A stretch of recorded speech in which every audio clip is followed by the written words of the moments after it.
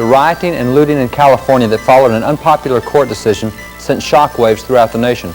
But then the rioting and looting in Chicago that followed a victorious basketball game reinforced the sobering fact that criminal behavior is out of control in America.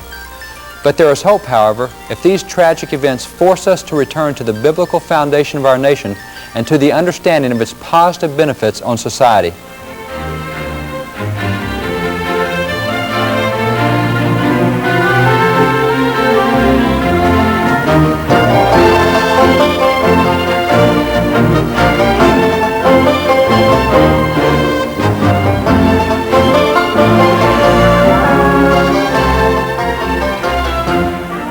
Our form of government has become preeminent among those in the world, and it's our Constitution which has helped bring this nation to a position rarely rivaled by any nation in the last 2 centuries.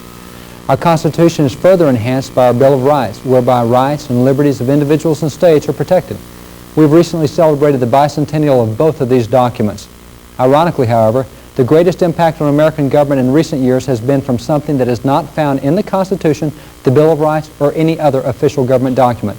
It has been from the phrase, separation of church and state. A conversation I had with U.S. Congressman, who is also an accomplished attorney, illustrates this fact. In this conversation, we were talking about the importance of religious values in public affairs. He said, we know that's important, we just can't do anything about it. I said, why not? He said, well, we can't. And I said, well, why? He said, because of separation of church and state, we cannot have religious values in public affairs. I said, separation of church and state, where's that? He said, it's in the Constitution. The Constitution won't let us do it. I said, that's not in the Constitution. He said, yes, it is. No, it's not. Yes, it is. We went back and forth, so I gave him the Constitution and said, would you please find it for me? He immediately went to the First Amendment. He read the First Amendment and became very embarrassed. He said, I can't believe this. He said, in law school, they always taught me that's what the First Amendment said. I said, you've never read the Constitution for yourself? He said, we were never required to read it in law school. This is the dilemma that we have now in America. That is a phrase that is so well known, so well associated with the First Amendment, but the First Amendment very simply declares, Congress shall make no law respecting an establishment of religion or prohibiting the free exercise thereof. Clearly, the words separation, church, or state do not even appear in the First Amendment. Now many, after learning that the phrase is not present, they frequently ask, well, even though the words aren't there, isn't that what it really means? If you were to ask the Founding Fathers, they would explain that they wanted to preclude what they had experienced in Great Britain. You see, they did not want the establishment by the government of one single denomination in exclusion of all others. Whether that were to be Catholic or Anglican or any other denomination, there was not going to be one national denomination. The Founders created the First Amendment to prevent this from occurring in America. That is why the wording in the First Amendment prohibits Congress from an establishment of religion. By the way, the word religion has changed dramatically in its meaning since its usage by the Founders. In their definitions, the word religion was defined to mean a single Christian denomination. This was made evident when the First Amendment was framed during the First Congress. The Founders went through almost a dozen different iterations before arriving at their final wording of the First Amendment. The original version, proposed in the Senate on September the 3rd, 1789, stated, Congress shall not make any law establishing any religious denomination. Their second version stated, Congress shall make no law establishing any particular denomination. Their third version was very similar. Congress shall make no law establishing any particular denomination in preference to others.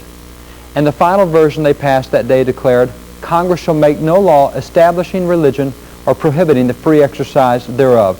That version was almost identical to the final wording agreed upon between the House and the Senate. According to the records of the debates and to the different versions which were offered during those debates, the word religion was interchangeable with Christian denomination. Very simply, the Founding Fathers did not want a single denomination to rule America, but they did expect basic biblical principles and values to remain integral. The Founders would forcefully oppose any notion that there was to be a separation of biblical principles or values from any aspect of society or public affairs. For example, Fisher Ames. Fisher Ames is the man who gave us the wording to the First Amendment on September the 29th, 1789. And Fisher Ames, in his writings, in January of 1801, writes an article for a national magazine expressing concern that the Bible might someday be removed from schools. He said, this can't happen in America. He said, we have to keep the Bible the #1 textbook in our classrooms. He said, that is the source of morality and behavior in America. We can't let it be separated. Now, this is the man who gave us the First Amendment, saying, don't allow the textbook to be pushed to the back of the classroom. Don't allow the Bible to be pushed out. Benjamin Rush is another prominent Founding Father. He was a signer of the Declaration of Independence, And he served in 3 presidential administrations under Thomas Jefferson and under James Madison, under John Adams. He was a great policymaker. He was a leading educator. In his writing in 1791, he gave a dozen reasons why the Bible would never be taken out of schools in America. He pointed out that if we were ever to take the Bible out of schools in America, that we would suffer from an explosion of crime. He said, in contemplating the political institutions of the United States, if we were to remove the Bible from schools, he said, I lament that we would be wasting so much time and money in punishing crimes, and we'd be taking so little pains to prevent them. You see, they knew that if they took away religious standards, there was no longer a control on behavior. In the same way, Founding Father Noah Webster, and we think of him as an educator, but he is a Founding Father, he gave us Article 1, Section 8 of the U.S. Constitution, and in Noah Webster's writings, he told students what the source of problems would be if we ever experienced serious problems in America. In his writing, he told them all the miseries and evils which men suffer from vice, from crime, from ambition, from injustice, from oppression, from slavery and war. He said all of these evils proceed from despising or neglecting the precepts contained in the Bible. And this was from his textbook that he authored that was used as a history textbook in America for decades after the Revolution. You see, the Founding Fathers were very clear. They did not want the separation of religious values or religious principles. There were too many benefits for society there. Morality and restrained behavior are the benefits that come from religion, and they were not about to allow that to be separated. When the Founders speak positively of religion and its benefits, they are specifically referring to the general body of overall biblical principles. And the importance of those principles John Adams made very clear in a speech to the military in October of 1798. In that speech, John Adams told them that there was no government in the world which was large enough to force any person to do what they wanted to against their will. You could not force that. He said, we have no government armed with power which is capable of contending with human passions if those passions are not bridled by morality and religion. He said, our Constitution was made only for a moral and a religious people. It's wholly inadequate to the government of any other. Now there, John Adams says, our Constitution only works for those people who can control themselves by religious values, religious standards. He said, our government won't work if people aren't controlled by religious values. That's why they never allowed the separation. And George Washington, in his farewell address, now that farewell address is fairly unknown today. It has not been seen in most American history textbooks in nearly 4 decades. It used to be a complete history text. Students would memorize this speech in school. They were taught this was the most significant political speech delivered by an American president, and you can't find it in textbooks now. The reason is probably because of all the religious teachings that Washington had in his farewell address. He gave 3 prominent warnings to the nation. His farewell address to America, this is what has brought us to this point. This is what we must do to survive. The first thing he told them was that there's only 2 foundations for political prosperity in America. He said that's religion and morality. He said you can't be called an American patriot if you try to separate religion and morality from politics. He said of all the dispositions and habits which lead to political prosperity, religion and morality are indispensable supports. He said in vain would that man claim the tribute of patriotism who should labor to subvert these great pillars. Now, his second warning was also very strong. In his second warning, he said, we cannot ever accept in America the tenet that you can be moral without religion. That's what the French Revolution was run on. It was a bloodbath. It was a travesty. We can't accept that in America. We know better.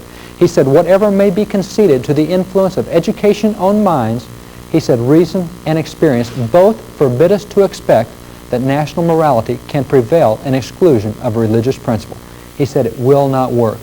And then in almost a rhetorical question, understanding the benefits of religious values to public affairs, he said very simply, he said, let it simply be asked, where is the security for property, for reputation, for life, if the sense of religious obligation desert? They knew that if we lost that, we would not have any basis for property, for life, for freedom. Again, understand that their use of the word religion or religious principles was defined in their own writings to mean the overall body of biblical principles. A further quote from Robert Winthrop, one of America's great statesmen and a Speaker of the House of Representatives, makes evident their meaning. He said, men, in a word, must necessarily be controlled either by a power within them or by a power without them, either by the Word of God or by the strong arm of man, either by the Bible or by the bayonet. It is very clear in the writings of the Founding Fathers that they would never tolerate the separation that we have embraced today. They knew that religious principles provided morality and self-control, both of which are absolutely essential to the survival of any self-governing community. What then is the source of the phrase separation of church and state? And how did it become so strongly associated with the First Amendment? Well, the phrase came because of an incident that happened in 1801. In 1801, the Danbury Baptists in Connecticut heard that the Congregationalist denomination was going to be made the national denomination, which was not true, but that's what they'd heard. They fired off a letter to the President, Thomas Jefferson, said, "We protest this." Jefferson wrote them back, January the 1st, 1802. He said, "You have good reason to protest." He said, "But you need not fear." He said, "This will not happen." He said, "The First Amendment has established a wall of separation between church and state. You will not have to worry. The government will not run the church."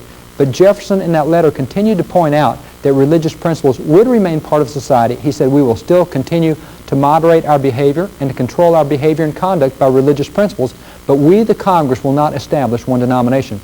Now, that letter was used in subsequent years. U.S. Supreme Court decisions, for example, in 1878, U.S. versus Reynolds, the Supreme Court went back and printed all of Jefferson's letter to point out that the First Amendment very simply meant that we would not establish a denomination, but that we would use religious principles for conduct and behavior. That was the basis of society. Well, we knew what Jefferson's intent was for decades after his letter, and actually until 1947. 1947, in a case called Everson versus Board of Education, the Supreme Court, for the first time in its history, did not give Jefferson's entire letter. They gave only 8 words from that letter. They gave us the phrase, "a wall of separation between church and state," without giving the context of it, without even showing that the Supreme Court in previous years had used that letter to keep religious values and principles a part of society. Well, with that new thought having been introduced in 1947, in 1962, in a case called Engle versus Vitale, the Supreme Court proceeded to redefine the meaning of separation of church and state. Whereas for 170 years, separation of church and state had meant we will not establish a national denomination, the Supreme Court in 1962 said no. They said from now on, the word church and that phrase separation of church and state will not mean a nationally established denomination. From now on, the word church will mean a religious activity. Now that new definition is what has sent us in a new course in America.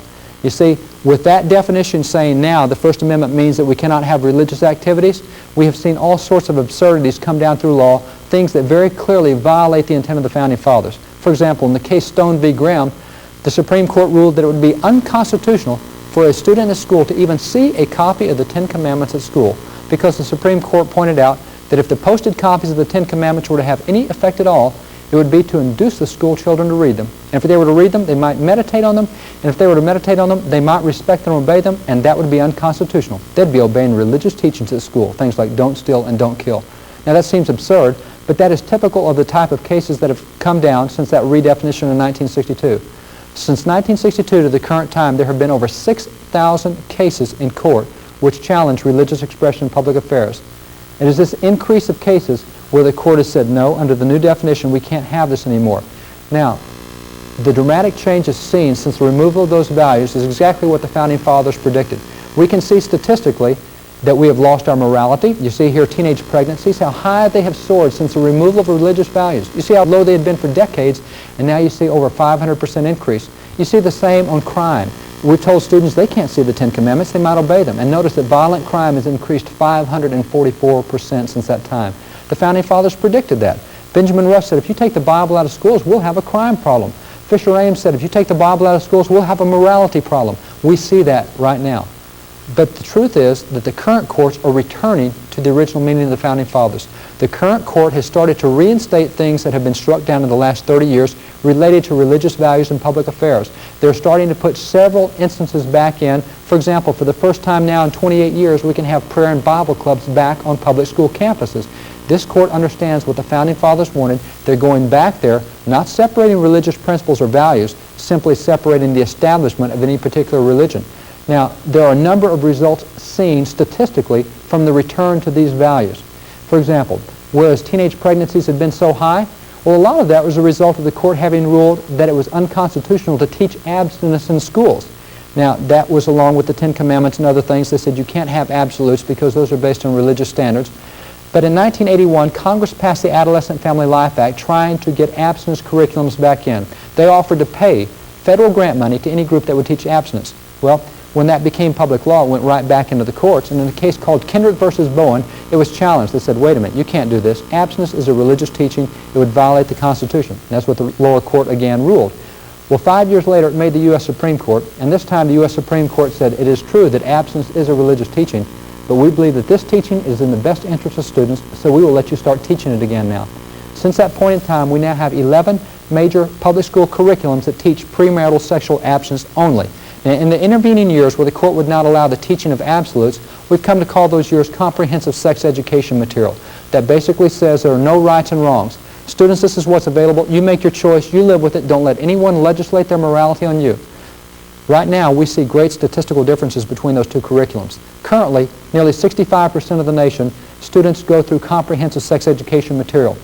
Of those students that go through it, for every 1,000 girls in public school that goes through a comprehensive sex education curriculum, 113 become pregnant. For every 1,000 girls in public school that goes through an abstinence curriculum, 4 become pregnant. That's a dramatic statistical turnaround, but then again, it's because we've allowed the inclusion of those religious values and religious principles. We see the same going with obscenity enforcement. That is, adult-oriented type businesses and bookstores and the effect that that's had. A recent Supreme Court decision in the Barnes v. Glenn case, the court upheld, and this is a reversal from the last 30 years, they upheld the right of local communities and states to ban nude dancing. Now, nude dancing in previous years was called free speech, free expression. This court said, no, it's not free speech, it's not expression, this is conduct. We can regulate conduct. This is what the court declared. It said, nude dancing encourages prostitution, it increases sexual assault, and it attracts other criminal activity.